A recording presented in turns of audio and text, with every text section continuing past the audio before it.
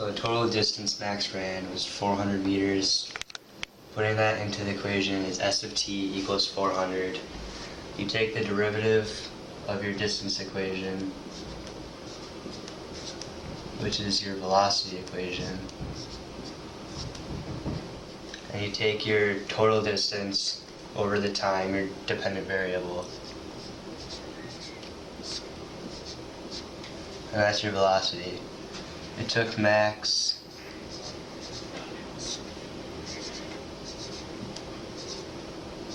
69.03 seconds to run his 400, and then that gave us his velocity of 5.77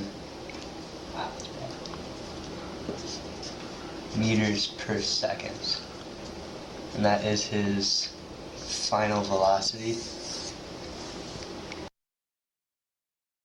In order to find acceleration, you take the second derivative of his position or the first derivative of his velocity to get his acceleration.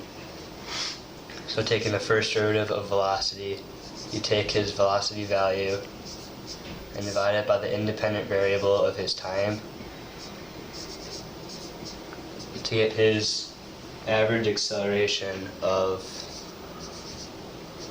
0.083 meters per second squared. Good. Alright, so the distance function is S of t equals 400. That's how much you ran, that's meters. Then you take the derivative of the distance function, which is your velocity function, which is just your distance over your time. And Nolan ran it in 61.03 seconds, which is just 6.55 meters per second. Alright, to find Nolan's acceleration function, you take the derivative of the velocity function, which is 6.55 meters per second, over his time, which is 61.03, which gives you 0.107 meters per second squared.